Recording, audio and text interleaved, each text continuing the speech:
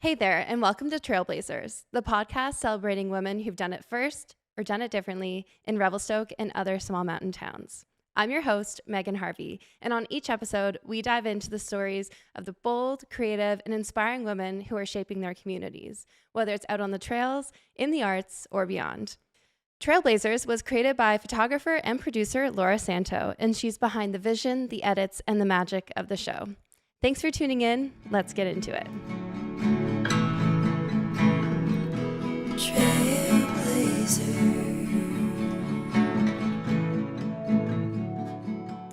Today on the podcast, we're chatting with Jess Leahey.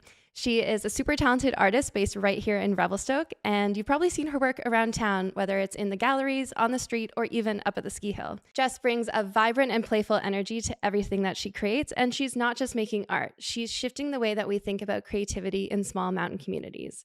I know Jess from working together as free ski coaches with Girls Do Ski, and I'm super excited to chat with her today. Thank you so much for being here, Jess, and welcome. Thanks for having me. Time to shine. Time to shine. That's what we say before we go skiing. We click our poles.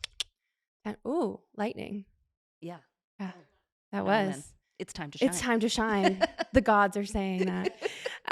We're going to start with some fun warm-up questions. You have an adorable dog, Lenny. I'm in love. Yeah. Can you tell us a little bit about Lenny? Probably not without sounding like Tom Cruise on Oprah, standing on the couch, jumping up and down about Katie Holmes. He's the best. He's so good. He is definitely, our last dog was an avalanche rescue dog, and this guy's definitely not going to school anytime soon. Maybe special education. Oh, okay. If anything, but he is just a little slow. Yeah, but he's so sweet. It doesn't even matter. He's wonderful. That's so nice. And is he a year old now? Just about. He's 1 month shy, and he's a teenage boy. Okay. Yeah. No pillow is safe. No pillows. Okay, it's that time when he might need to go. We're booked. Yeah. Okay, that's good. That's so funny. Yeah, my parents have 2 golden retrievers, and the youngest is a boy. And like, poor Blue, like the older girl, she was like getting berated every single day by Snoop, and it was I love a boy. I've never had a boy. Yeah, I know. This is He's Snoop is the first boy. Yeah, boy dogs are fun. They're way more cuddly than I expected. He's so snuggly. Yeah. But that's the difference I'm finding is the just basic intelligence. But Cuddly, he's good looking, smart. and he's got a great personality. Yeah, and that's what matters in this world. Yeah, I've been waiting for him. Yeah. We were just talking about when you drove across Canada and you listened to the Britney Spears memoir. And I wanted to know what was the most interesting thing that you learned from Britney's book. You just should not put I'm not a mom, so you know you're never supposed to comment about, but you should not put your kids in style or child stardom things. You should not put your children in front of the camera, because you're probably, just statistics say maybe you're doing a little damage. Yeah. No. The next book you should read is I'm Glad My Mom Died by Jeanette I read McCurdy. it. You did? I just love a trashy memoir, a celebrity memoir, and I love a addiction redemption arc. So anytime where they've like really crashed and they're going back up, that is my jam. And I like to sprinkle some like real intellectual books in there too. But I really do love a memoir. Well, you're a pop culture analyst. I love pop culture, and that always has been something in skiing that I've like had to like hide a little bit. That I'm a little smidge basic. Yeah, that's okay. Cloaked. We can be basic girls. Intellectualism, but underneath, there's a basic girl. It's me. I love that. All right. Well, here's a really basic question for you. Are you more of a tea or a coffee girl? Coffee. Okay. What's your order? Black. Black. Oh, yeah. That's really cool. Like I like my men bold and black. Bold and black. Just kidding. My husband's just like white and sweet. But you know, those Nescafe sweet and creamies. Yeah.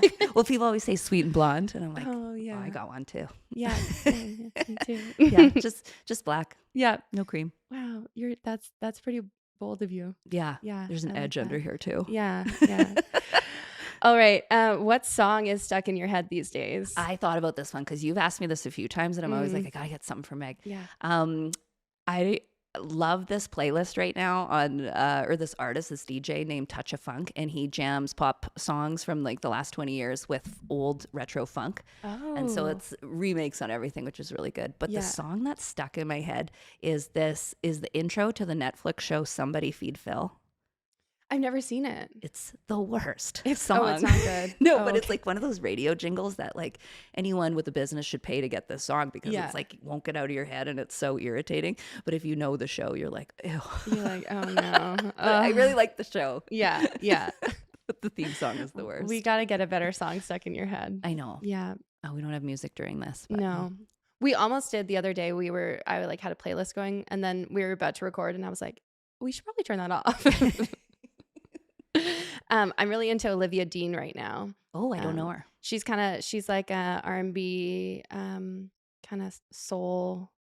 Oh, maybe cool. I do know her. Yeah, she has that song that's like, okay, love you, bye. Dun, no, not that one. I'll send it to you. Yeah, let's get a thing going back and forth. Yeah. Okay, I sing, then you sing. Oh, it's not gonna be as cute. Oh man. Okay. Now we're going to get into the more serious questions. Okay, good warm up. Yeah. So for those of you who might be new to you or new to your work, can you tell us a little bit about who you are, how you came to be in Revelstoke, and what you do? Sure. I thought about this before I came, and I was like, an hour of talking about myself, it's like therapy. Yeah. As the thunder goes. Oh, gee. Yeah. So I'm from Thunder Bay. My name's Jessica Leahey. I'm 39 3/4. And I made it to Revelstoke in 2007 on my way when I have an identical twin sister. And we moved out west together. We were 18. And she worked at the ski shop in Thunder Bay, and I worked at the snowboard shop. And we were both ski instructors. And this guy that she worked with was leaving for Mexico for a month in Banff. And we're like, Banff, we're 18. We can drink there. Oh, yeah. Let's go. So we lived in this guy's house, and we got an apartment. And very quickly we got housing. And I got a job at Sunshine in the rental shop. I was supposed to be in the tech shop, but I had a dishwashing accident, and I sliced the tendon in my hand. So I was a cashier. Okay. And but it was good because it put me in the office, and I started moving up at Sunshine. And I ended up in HR, where I met Troy. And he used to come up, he was managing the ski patrol. Yeah. And he used to come up and get help with his paperwork. And I was like, I can help with more than that. Yeah. And also I suck at paperwork. So it's your number. Like, you're cute. So like, I'm going to get my calculator out. Right? Beep, bop, boop.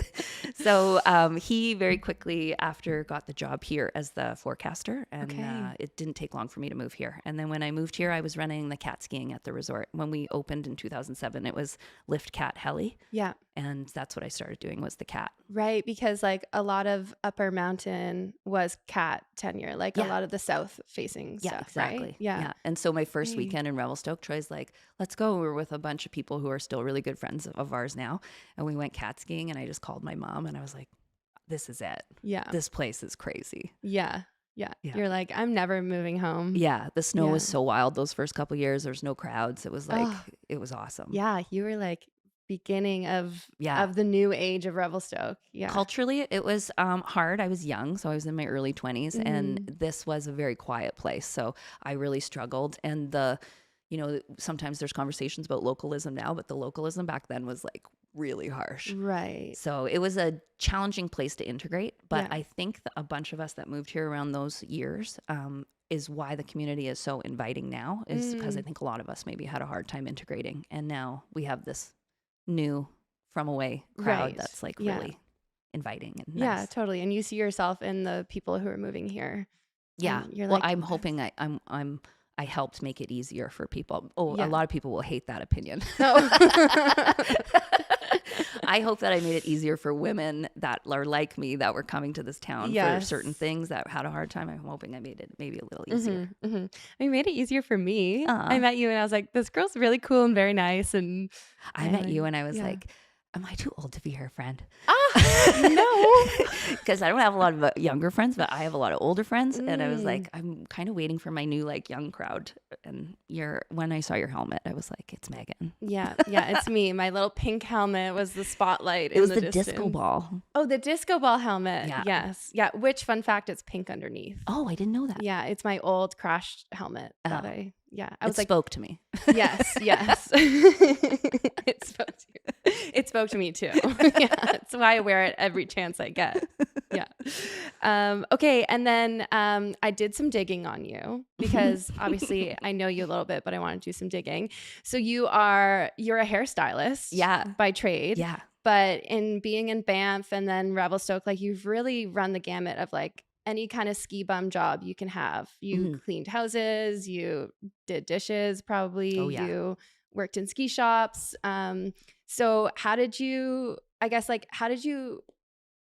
figure out or go like start your artistic journey, and how have you been able to like balance, your like artistic pursuits with also trying to make a living in a mountain town, which can be quite hard. Yeah. Yeah. And they're not kidding when they say it's a starving artist. It is a really hard job to make a living at. I would say I didn't actually get started till a little bit later. So I went to hair school because I needed some sort of post-secondary for my soul. Yeah. And society and all those other pressures. And when I was looking at stuff, I was like, what do I want to do? Something creative. And what's something that's a more bread and butter creativity job?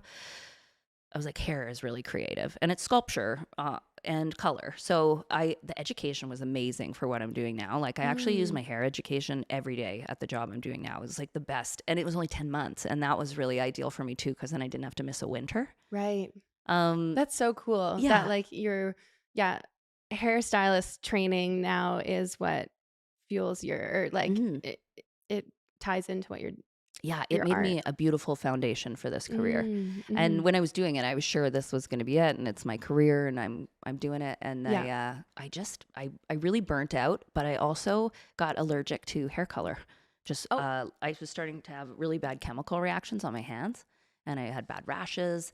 And at the same time, I was having a bunch of family stuff, and I just totally burnt out. And I felt like that career kept like shoving me into this little corner of like, okay, well now I have to use organic color. I don't have mentorship because it's kind of competitive, and I didn't have any of this stuff. And the job just kept like pushing me into this tighter confines. And I was like, maybe this isn't for me anymore. So once I released hairdressing, I had a couple upticks with art. So I started with drawing some ski patrol t-shirts while Troy was running the ski patrol here.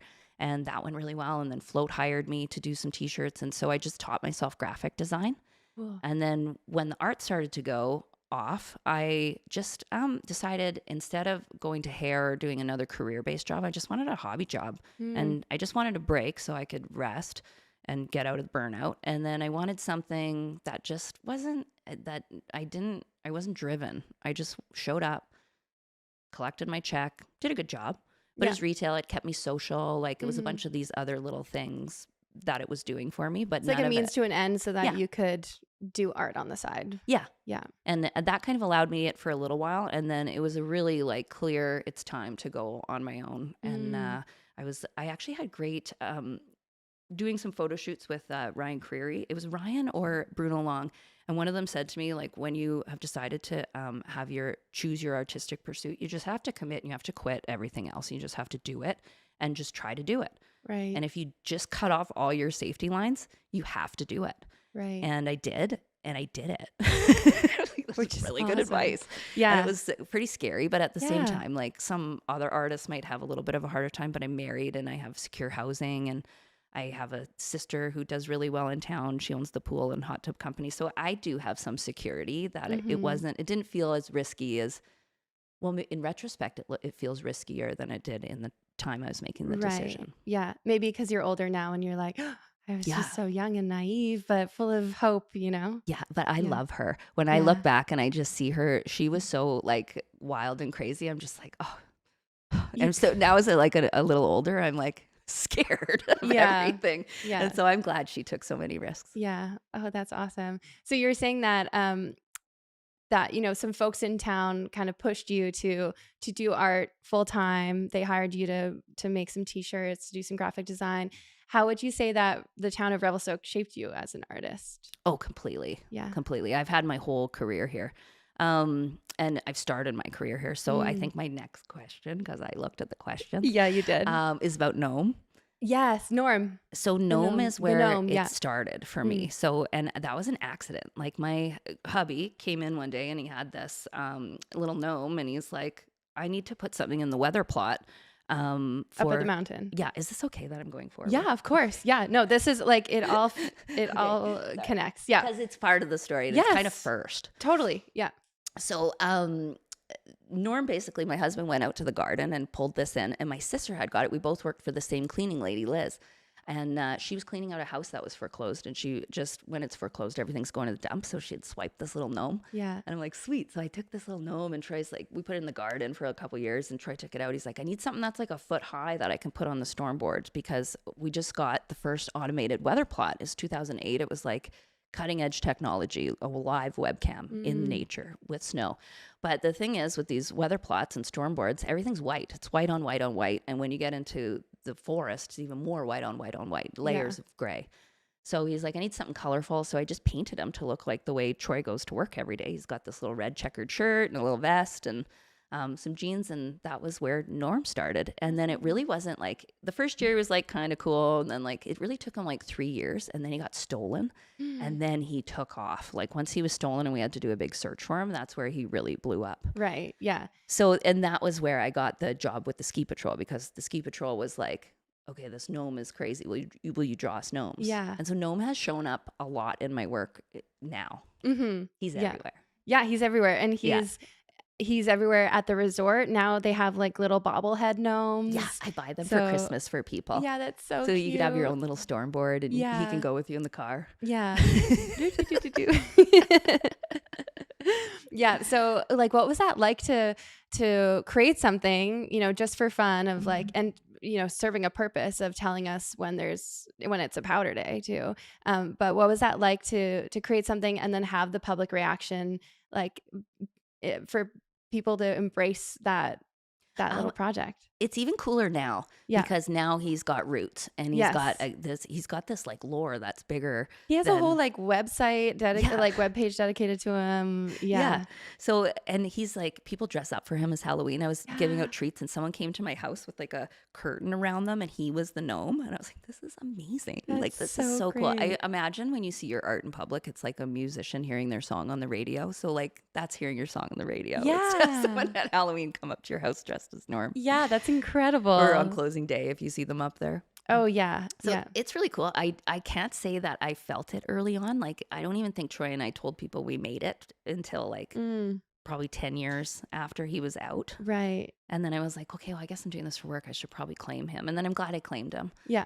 Yeah. It's been good. Yeah, totally. Yeah, you deserve. But I kind of feel like he's everybody's. Like even though like we painted him and we picked him, he's everybody's. He's Revelstoke's. Yeah, yeah. But that's like a gift that you gave Revelstoke. Yeah. So that's so nice. That's a nice way to put it. Yeah. And speaking of creating something that is then loved by the public, you do a lot of public art installations.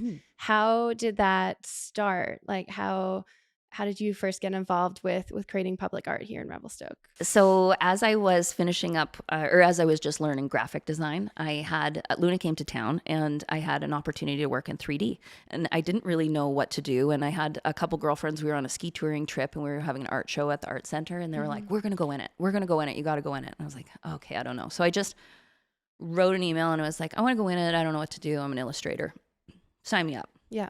And they're like, we're going to set you up with Rob. And it was like amazing. He was like, Robbie Cannon. Robbie Cannon. Yeah. So he works for Parks Canada, and he's, the ski jump, the pants and Rogers Pass. He's like interpretive experiences that you can like step into, like you step into the pants or you step. Yeah, totally. So it's very hands-on work. Yeah. And interactive and installation based. So like, interpretive centers would have that kind of stuff. So it was like this whole stream of art that I didn't know about that I really liked.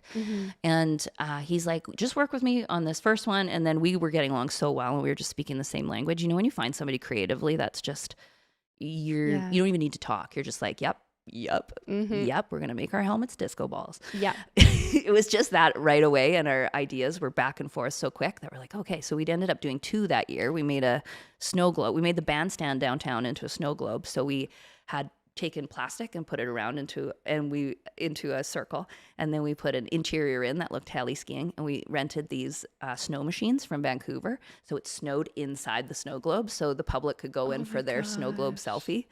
And then the second one we did was a zoetrope, which appeared up at the hill for a couple of seasons, and it's the first cartoon machine. So you crank it and it spins a cartoon, and the cartoon moves. Cool. It's like flaps, or I had a cross-country skier in there for a bit, or I had a skier that did the bumps for a little while. So I've done a couple of those. And then Rob and I started working together again the next year. Well, actually, for 3 years, our same team from the first year were just slaying. And then we had a whole year. We knew what to expect. And we're like, so we did the Infinity Forest, which was like a 40-foot long forest behind Micah heli skiing. And it was these birch trees made out of sono tubes. And so you were in a forest downtown. Wow. And then the next year we did the Pika booth, which was like one of those little kiosks downtown. We filled that with mirrors and did a bunch of stained glass and blown glass in there with a bunch of different artists. And that was really how we started, was this little dream team, 3 of us, me, Rob, and Greg Hoffert from Tree Construction. Okay. Yeah. Just going around, coming up with these wild ideas of like, what if we make this into a snow globe, and then making it into a reality. Yeah. And then, so public art I didn't find public art. Like the public part of it wasn't what drew me to it. It was these experiences to get funding to build something really weird and cool. Right. And then finding the right team to help you find your voice. So I think I just got really lucky of having that all in these like first 3 installation experiences. Totally. I just had wicked mentorship and great resources from Greg's construction company, and we were able to build some really big stuff. And that's all it takes. If you can build like a couple of things, then people will be like, oh, you got a resume, you can do this. Right. And you can just keep pushing gig to gig from there. Yeah. It takes like one person believing in you and giving you maybe a little investment to help get your feet off the ground, and then you're totally skyrocketing. Yeah. Was there any specific art installation that was like super challenging that you look back on it and you're like, I don't know how we got it done, but we did? Everything I've done for Luna is so big and crazy. And the hardest thing is it's only up for 6 hours. Right. And you have a hard deadline where people are coming. Yeah. So there's very few experiences in art that have this pressure cooker. It's like a reality show almost, where you're like in the pressure cooker. You need to be on the timeline because the festival's happening whether you get there or not. And you don't get paid unless you show up with your stuff. So you got to get the money, make the art, show up, get it installed, light it, all these things, and to finish the project. So it's exciting too. There's not a lot of things. Art and sport always try to get fused together, and they don't go together very good. Art's not intense. Art is soft and quiet and peaceful, and skiing is like intense and aggressive. And when I feel like Luna's a good merger of those two. It's like sport art. Yeah. Which is very, very on brand for Revelstoke, where everything seems to be a bit intense. It's intense. Yeah. Yeah. Oh, that's so awesome. I love, I wasn't here for the last Luna, but I saw you made the trees come to life in downtown. So that was hard. Yeah. It looked hard because you had like a genie lift going up. Like you had to like attach these giant paper mache balls into the trees somehow. What was even harder is getting high school kids to come on the weekend and paint their eyeballs. That's the hardest part, is the teenagers. Yeah, the lift was easy. They show up right on time. Yeah. But the teenagers, holy smokes. Yeah. Oh my gosh. Yeah, that one was quite hard with the lift involved, but I just knew there had to be the right thing for it, and Luna was just perfect for it. And so I had to do it. Something I really like to do is give the environment human-like qualities, or give you an experience where you can peek in and it shifts your perception to be on the side of the environment. So with my Infinity Grove up at the ski hill, I did this in trail, and when you look into these little houses, it looks like you're looking into the tree, and it looks like there's an environment or an ecosystem of gnomes living in this little forest in there. And so same with the eyeballs, the big eyeballs, it gives the trees a face. So now you have feelings for it. it's just a tree. You should have feelings for it before. It's a living thing. Yeah. But now that you put these human characteristics on it, all of a sudden you feel for the tree. Totally. And you're looking at the tree and you're like, oh, he looks like scary. And you're like scared of the tree. It's just a tree. Yeah. But I like this perspective shift. Yeah. And so I like that, like the forest downtown, making an urban center a wild space again, or turning the peekaboo, like an everyday thing, into something with a huge expansive view. That you're all of a sudden your perspective is totally shifted, but it always has a little tinge of be aware of your environment. Right. Yeah. And like to get, and it feels like you're kind of like intruding a little bit on, you're like, oh, maybe I shouldn't be seeing this, but like you can't look away because it's so cool. Like the birdhouse that you made, that the cocoon. The cocoon, yes, it was that was hard too. Yeah, like lots of different mirrors, and it was just like you're looking into this like fairy butterfly like little oasis inside this cocoon. And yeah, it's so cool. And you're looking in, you kind of get lost in it, and then all of a sudden you see a pair of eyes on the other side, and you're like, oh my gosh, there's someone else looking. You're like, but that's you, and the eyes are over there. Are over there. What? Magic. Yeah. Not science, magic. Yeah, the whole thing, like your brain is just spinning, trying to grab the thoughts. Yeah, it's so cool. Yeah. I wanted to talk to you a little bit about the Revelstoke outdoor art movement. So you're part of a team of like renegade artists who have gone and secretly put up art installations all over the mountain. And it's really been like a secret, and it's kind of like, oh, like, do you know that over there's like this art installation that you can see, and you kind of are skiing around the mountain trying to find it. I would love to know how that started, if you actually did start by secretly sneaking stuff up on the mountain, or like, yeah, what was that like? Where did it come from? To start, yes. Yeah. So the first one we did was we just remade the burgundy sign. So this was me and my buddy Spenny. This was before it was even Rome, the Revelstoke outdoor art movement. And we just basically, to go back in a ski stream, I had about 5 avalanche scenarios within a really short time span, and that led me to be spending a ton of time at the ski hill. And often when I spend a little bit too much time and I'm getting kind of bored, I can get into trouble. So me and my friend were remaking this burgundy sign, and we had so much fun putting it up. We smuggled it, and we like put drills in our bag and our screws, and we didn't have a ladder, so we like climbed up the tree branches, and we were like hoisting my sister to try to drill this sign in. And it was just so funny. And then my little nieces, who aren't my real nieces, but they call me auntie, so I call them my nieces. They're my besties' kids. They always want to go ski around to like these little things, trinkets in the woods. So the fairy tree or the phone. And I was just like, I can do better than this. Like I can make this cool. And it was so much fun. I went to my buddy Rob and was like, do you think they'd sanction this if we hid stuff out there? Do you think they would let us do it? And like, maybe it could be a permanent place for our Luna installations after. Do you think they would sanction it? And he's like, let's try. So we put together this, we call it the murder board. So we cataloged all these locations around the resort. We tied red string to basically the trail map with closer photos. And then we pitched the ski hill with like 17 to 20 different ideas that we wanted to put in each location.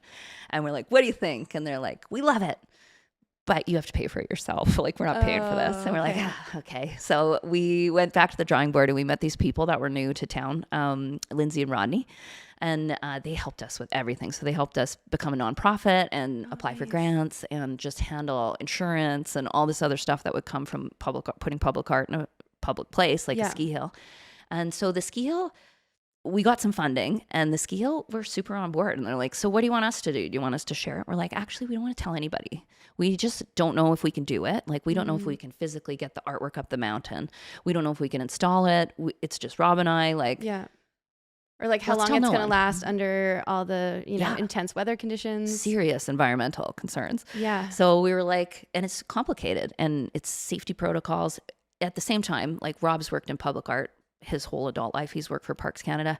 And then for me, my husband ran the ski patrol. So I have really intimate knowledge of the safety protocols. And so I was like, we can do this. So we started our first year. We got a grant to, it was a COVID relief grant for a conference. So we had a conference and we hired a speaker to come do a little talk at the art center. And then we spent the rest of the money on art. So we probably that first year we got like 5 installations up. Okay. And we didn't want to tell anyone because we just weren't sure. And just like the phone or the fairy tree, you don't have to tell people. It will just happen. And both Rob and I, social media is exhausting. And I just feel like around 2018, 2019, when we were starting this, we were like, I don't want to do this anymore. And if we do it, you have to do it or I have to do it. Do you want to do it? And we're like, no. And we're like, let's just not do it. Let's just do what we want. So we're like, okay, we're not doing it. We're not doing it. We're just taking it easy. Yeah. And then, so after that first year, we got busted. We got busted on our last installation by Nora Hughes. She works at the Revelstoke Mountaineer and she was on volley patrol. Okay. And she's like, what are you guys doing? And we're setting up the masterpiece gallery. And we're like, nothing. What? I don't have this drill. What are you talking about? Yeah, we're not on a telescoping ladder like 12 feet high. No problem. She was like, can I write about this in the Mountaineer? We're like, damn it. We didn't even get like 4 months. We wanted to be low profile. We're trying to be Banksy. Small town. It's so hard. But in retrospect, everybody knows in Banksy's town, everyone knows who he is too. And everyone keeps his secret. Now that we're more established and our idea works and we got another grant, after that, we were able to make stuff a little bit bigger. We're slowly coming out of the closet now. Coming out of hiding. Yeah. You're like, is it safe? We're emerging from underground.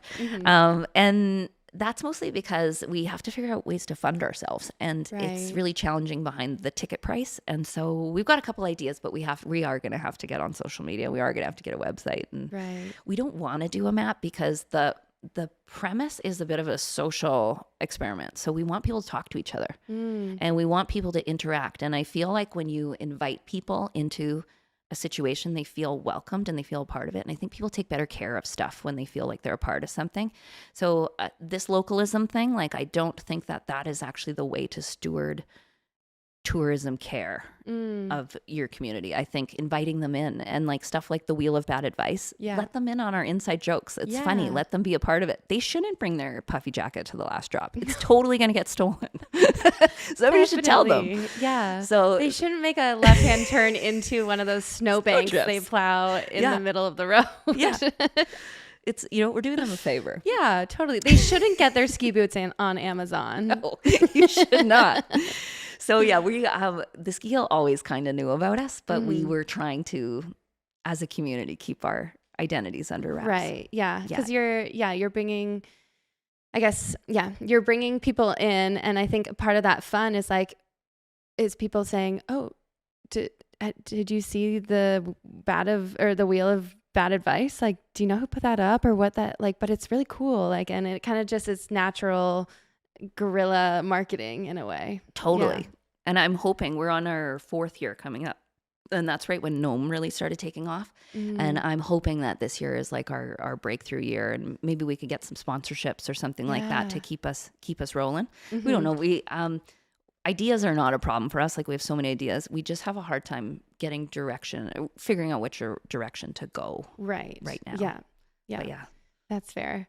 Wow, that's so cool. It's been really cool to witness over the last couple of years, just seeing like more and more art pop up in different places, and it's my favorite thing to do, whether it's like my family or friends visiting, or I have a girls to ski group. I'm always like, let's go to the masterpiece gallery. I have something really cool to show you, and you're just kind of letting them in on a little secret. And I think this works better than stuff like social media or a website. Yeah.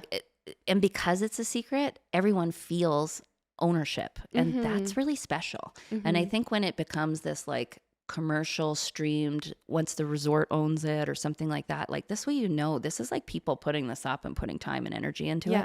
And I think people respond to that. And in a way, it's like very similar to like me showing you, oh, this is where I go on a powder day. Totally. You're my friend and we're skiing together, and I'm going to show you this sick line. And this is a thing that's been integrally built into skiing our whole lives. Like, I had this at my ski hill in Ontario. There was things in the woods that people would put up, and people have been doing this. Like, Aspen has these trinkets all through the woods, these memorials, and like, this is other places, but nobody's really put all the ideas. It's like AI. Someone told me AI is collective intelligence, and it's like when you accumulate ideas from a bunch of places and put them all into one. This is my like little personal AI project. It's my collective intelligence. You're like seeing what else is going on in the world, and you're like, I'm gonna bring it here. Yeah. That's awesome. Well, speaking of skiing, you used to product test a lot of skis for Powder Magazine, and I would love to know more about your ski testing world and how you got into it, and specifically what you like as a coach. You coach a lot of women. What should women know about their skis that when they're on the market for buying a new pair? Well, we'll start with that. And the easiest is try a bunch of stuff. So if you find a store with the demo program, I would get on like 4 or 5 pairs of skis so you know what you like, and pay attention to little things. If it has a rocker tip and tail, if it has camber, if it has what turn radius you're at, and then you'll find that you have a type and then stay in your type and just shop around and see what you like. So I just try a bunch of stuff. But how I got into this is I've always worked ski retail since I was a teenager, and I worked as a ski instructor for a couple years as a teenager. So I've been in and around skiing for a long time. And back in like somewhere in the mid 2010s, my buddy Leslie called me, and she was like, there's this journalist coming to town, and she needs girls, like the girl scene here. Do you want to go ski with us for the day? And we're like, sure. I was like, can I bring my sister? She's like, sure. And it was Powder. Just boom, Powder Magazine. We're like, holy just shit. A journalist, no big deal. Yeah. Powder Magazine. Powder Magazine. Oh my God. So I'm glad she didn't tell me, because I'd have been so anxious. Yeah. And it was amazing. There was like 6 of us and a photographer and a writer, and we hung out for 2 days, and we just shredded off the sub peak and a bunch of these little lines off that first ridge, like where Banana Hammock is. Yeah. And we got a centerfold. And we had a couple, my sister and I, and we had a couple different ski shots in. And Troy at the time, we had just been in Norway, and he got sponsored by this SGN company, SGN Skis. And they had a small set that they had sent him like 4 pairs, and there was a 175. So he's like, you have these. I was like, sick, new skis. And when I was on this interview, I like put them out, and I saw the photographer taking pictures, and I put the skis out. Yeah. And then I called them, and I was like, I got your skis in Powder. You got to pick up this magazine, because they're like trying to get into the North American market. And they're like, oh my God. So they sent me a bunch of skis, and I was like so excited. I was like, I'm so cool. Cool. Yeah. And then, so the next year, Powder called us again after that interview, and they were like, we are moving our ski test to Canada, and we had so much fun with you guys. Do you want to come down? And we're like, yes. So we did 3 years of testing at Red Mountain with them on this thing called the Powder Union. And it was the funnest ski holidays, vacation, ski experience of my life. It's like, I don't know if you've ever heard of Yacht Week, but it's a week. It's that, but for skiing. It was wild. Amazing. Wild. Yeah. We can't talk about it on the podcast. Wild. Okay. It's so fun. So that it went really good. And I think just my experience working in ski shops, being in the tech shop, that kind of stuff, it just showed in my ski reviews. And so the next year, then I got a sponsorship from Strafe Outerwear and Pret Helmets. And I did that for a year. And wasn't as comfortable in that position. For one, we got hired at Powder because we weren't sponsored. That's what they wanted specifically, because they didn't want you to be biased. Right. But it's a natural progression. So I tried this influencer thing, and I had like stipulations like, you need to do a photo a week and I just sucked at this. And I realized really quickly, for me, if I made my personality interchangeable with being a commodity, that was just a recipe for issues with my self-esteem immediately. So I was like, I don't like this. And I just knew I was being used for like looks and youth and blondness. And I was just like, I just got out of hairdressing and all these superficial things. And I was just finally getting recognized for my mind with art. And I was like, this isn't where I want to be anymore. Like maybe even 5 years earlier, maybe this could have worked for me, but I'm not for sale. Right. If there's something on my socials, it's because I like it. Yeah. And then too, for me, like my nephew's on there, my niece is on there, and all these things where it's like, I really do care what they think. I don't care what a lot of other people think, but I really care.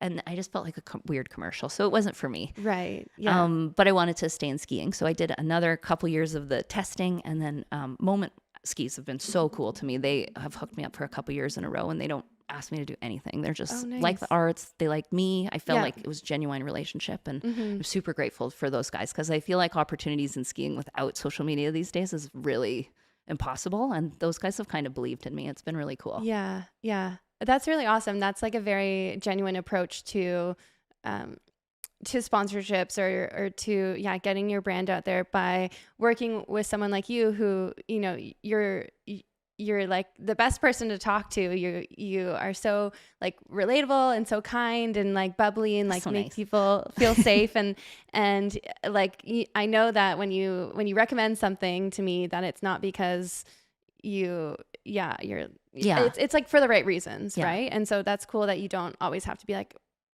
schlepping for a moment or you said something that a bit earlier in that answer of like that they were using you for like your blondness, your youth, your looks. Can you did you have any experiences in like the sponsorship world or in like the ski magazine like media world where that really triggered that for you? Yes and no, because I love Powder Magazine, but every time I would get published, I was never skiing. Oh. I was always at the party. I'm always at the party. Yeah. But but you are also skiing. I was also skiing. Yeah. And I just at the party and you're on first chair. Yeah. Yeah. Yeah. You can be it all. Yeah. Totally. I just felt like that was in the 2010s. That's where women made space for ourselves, is in ski modeling, and that's where I made money in skiing. That was the only time I would get paid, as if it was modeling. So right. I didn't really feel like in the 2010s there was a lot of space for women to have. Well, there was some space, but you had to be the legit, real deal. You have to be Leah Evans. You had to be hucking yourself off cliffs and and you have to be Christina Lusterberger. And those girls are legit. And I wasn't. Like, I wasn't working that hard. And so there is integrity problems there too, where I just didn't feel like I was being true to what I saw as the summit of that career. Like, right. I felt like I should try because I was young and I had opportunities, but at the same time, I kind of knew that wasn't for you. Yeah. Well, thanks for sharing. That's a hard, I imagine was like maybe a bit of a hard thing to come to terms with and to, realize that, oh, hey, like this thing that I'm making money at and I'm like enjoying and meeting lots of people. And it seems like it's a bit of an opportunity, but it's also maybe not exactly where my heart is. So I had a couple other things that spurred that as well. And one was these avalanche scenarios that were really traumatic for me. Yeah. That I was like, hey, my summit of this mountain is, I want to go home. I want to go down. I'm over this. Yeah. And then another thing too was chronic injury. So I had a couple of concussions and I have a really bad neck injury. And my chiropractor was like, you need to pick. Like, do you want to feel good or do you want to go skiing? And I was like, I want to feel good. Yeah. And that just started, like, I think every woman has to go through this at some point of valuing herself and getting over their looks and all this stuff that we get pushed on us. And you just have to pay attention to what feels good in your body. Mm-hmm. Yeah, that's good advice. Like that. Thanks, older friend Jess. My wisdom showing. Your wisdom. Yeah. So we want to talk a little bit about Girls Do Ski. So we talked to Leah just yesterday. So this episode will probably come out. She's amazing. Yeah, she's so great. Yeah, I dare you to find something bad to say about Leah. Oh, she's nothing. Nothing She's an bad. angel. She's a literal earth angel. So you coach for Girls Do Ski, which is an organization that puts on workshops and camps for women from all over, and they really are from all over. It's not just like a bunch of local girls. It's like we have girls who come from the US, who come from Eastern Canada. They come and we do resort camps, work on technique, and also backcountry camps. But it's a lot about feeling confident in the mountains and feeling your best self when you're skiing and how to tackle that like inner critic that's in your mind, or at least comes up in my mind a lot, and just breaking down those mental barriers on the mountain. So I wanted to ask how you got involved with coaching with Girls Do Ski, and then why you think it's important to have these kinds of spaces for ladies, ladies plus, whoever identifies as a lady. I got involved with Girls Do Ski. I was a guest artist. And I came and Leah often has an artist of some sort, whether it's a photographer. Sometimes she has, she's had a couple different visual artists. She's done a bunch of really cool things. She brings in people and I just loved it. I was like, this is so fun. And then I think she was catching my vibe with the girls too, that we were having a really good time. She's like, come back next year and teach. And I was like, okay. And that I started in the Groomer Girls. We both do the Groomer Girls. Yes. And we love the Groomer Girls. We love the Groomer Girls. I'm a Groomer girl at heart. Me too. I want to, it's the Ontario in us. Yeah. Our baby little ski race legs. Yeah. Just let us rip down the groomer. Yeah. Oh, spring groomers too. The best. So good. So she had me there for to be an artist, and then I came back and I just loved it. And I did a couple times. I did harder groups, and no, not for me. Groomer girls. I want to be in the Groomer Girls, and I love Girls Do Ski. It's a completely unpretentious ski environment, which is so refreshing. Yeah.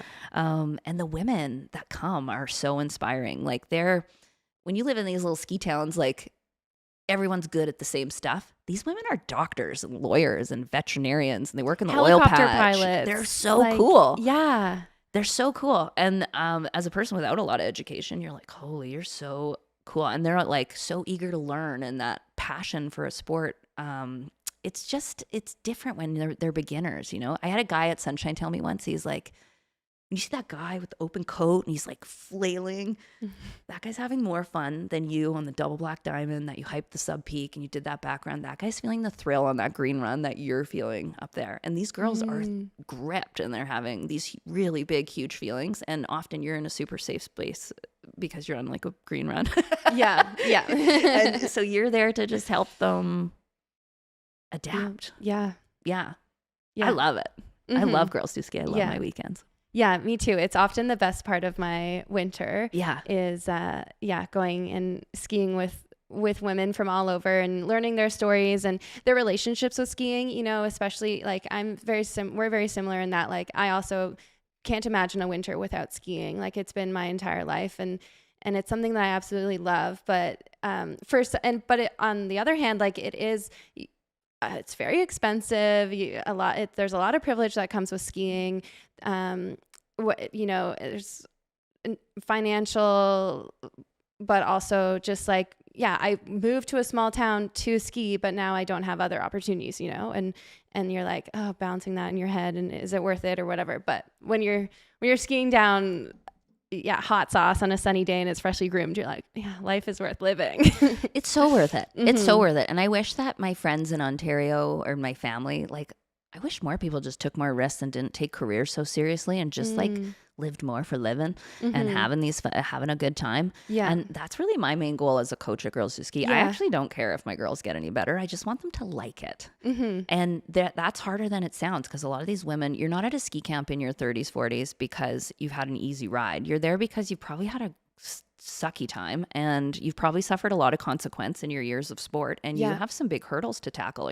Like I was saying earlier, like, I'm scared in my 40s about stuff. I had no fear in my 20s. Oh yeah. And these women are conquering really big personal issues for themselves, and it's super inspiring. Yeah, like, being in my like late 20s and now I'm 30 and coaching older women, and I'm learning about effects like, women coming back from being pregnant and having kids and then relearning to ski, and like, I'm learning like that you have no core, and I'm just like, okay, like, now I have to kind of put myself in their body to understand where the mechanisms going wrong, or or women who are just so in their head because maybe they've had a lot of like a crash not related to skiing, but every time they go over a roller and their stomach drops, and that tenses up their entire body. And totally. So and I do the same thing. I think I learned a lot from you my first year as a coach, because I was like a little intimidated. I was a camper who had come, and I had gone to Girls Do Ski to get out of my ski racing intensity. You just like slayed. You're just like the best in the camp, and Leah's brain was just blown. No, I was like, what? Leah, I want to have more fun when I'm skiing, because when I ski, I'm like so aggressive and intense. And so I spent the weekend with her, and I just like learned to relax and have fun and sing Taylor Swift in my head while I'm going down. Amazing. And then I asked her the next year, I was like, I was a ski coach and instructor as a teenager, like, can I come back and coach? But then actually doing my first camp, I was so nervous, and you were there, and I was like, this girl's really cool and making everyone laugh and feel safe. And I was like, I want to be like Jess. That's so nice. Yeah. We had the best time last year when we got to coach together. When we get to coach together, it's a bit of a church on fire. Like, I know, we might fuse this. This might be a thing we do. I think so. Yeah, 2 for 1. 2 golden retrievers for one. Just bopping around. Totally. Yeah. Okay, here's a good question. A good question. I wrote it. Great question. But as a ski coach, I'm wondering if there's anything that you've learned from the women that you've coached. Yeah.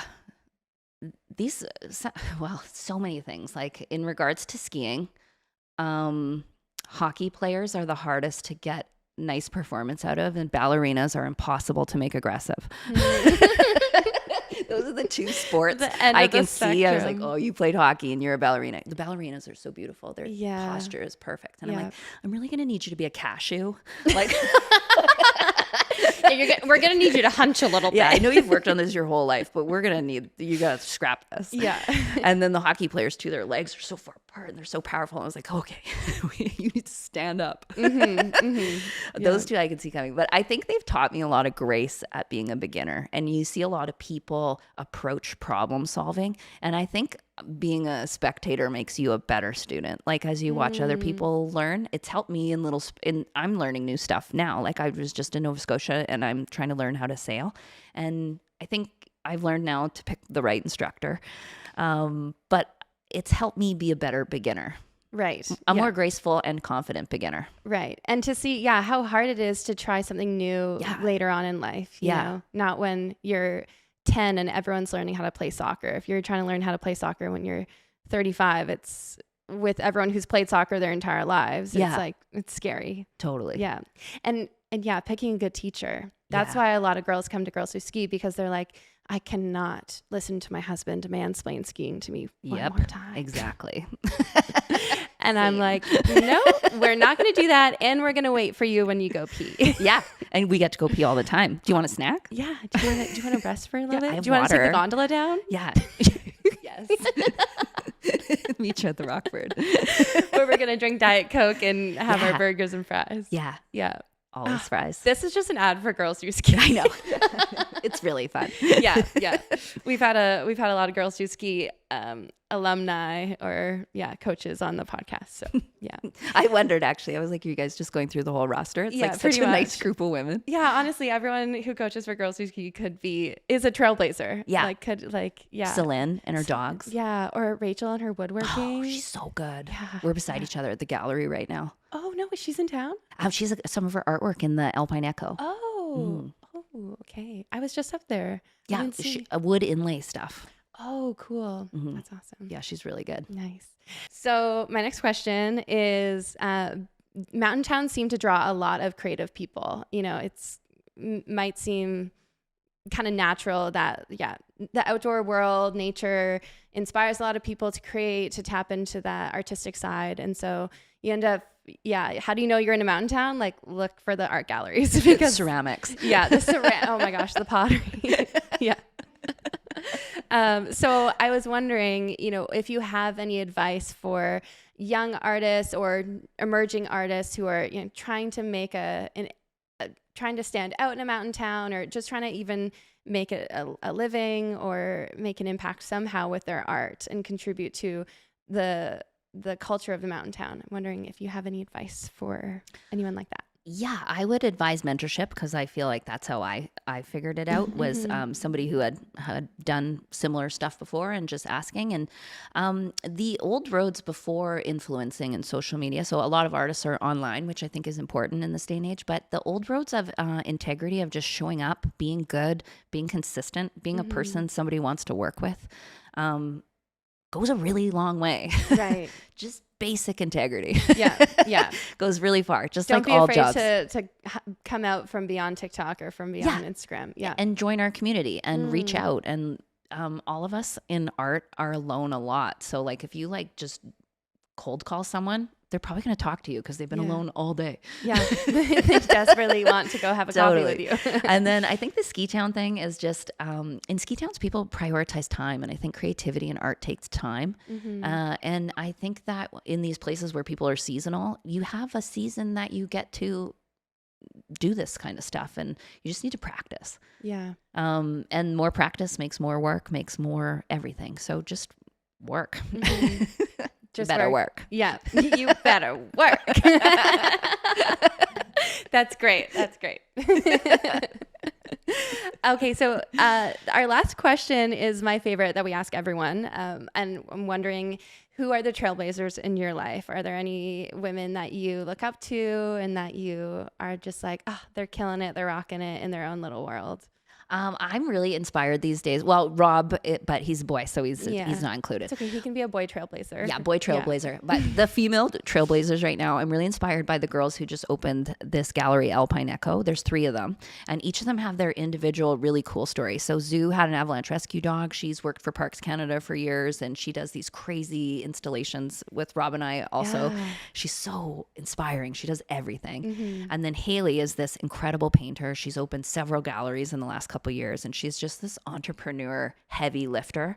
And then Meg is an artist trapped in an administrator's body, and she just left the gallery. She was the director there, which is inspiring, the city gallery, right? To open up this place, and she's working on her own practice. And I just think too that getting your first legs, like learning to walk as an artist, is such a hard step. And she's just got this amazing mentorship, and she's just built herself grace in having this new business. So these women, like, I figured you'd probably get lots of trailblazers on the ski side and the outdoor sports side, but if you wanted more for the art side, these 3 women are like really cool. They're doing something really cool. Yeah. More arts. Yeah. We're definitely, there's so many, like, every time someone says this, Laura and I are both like, okay, so writing that down?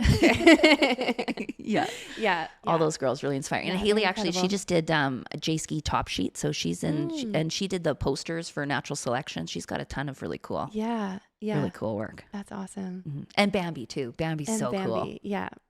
There's so many great artists in this town. Like, it's one of my favorite things about living here is whether it's like the live music that happens in the summer and the great performances that they have come through the Performing Arts Center, or the theater. If you didn't know, Meg was in Shrek and she was amazing. Or no, it wasn't Shrek. It was Mamma Mia. Yeah. Money. That was me singing ABBA for like days on end. She was amazing. Yeah, thank you.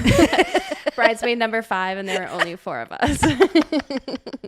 They made a spot for you because you're that good. Yes. Yeah, exactly. But yeah, it's just incredible to see how supportive the arts community is, and for such a small town, it's something that you miss, not living in a city and not being able to go like, oh, like this person's coming through, watch this concert, go to this show, but to still have a thriving art scene here, in all different mediums, whether it's public installations, the bands who do open mic every week at the Last Drop, or Revy Live outside, or even while you're skiing, you just like can't escape the art. It's wonderful. Yeah.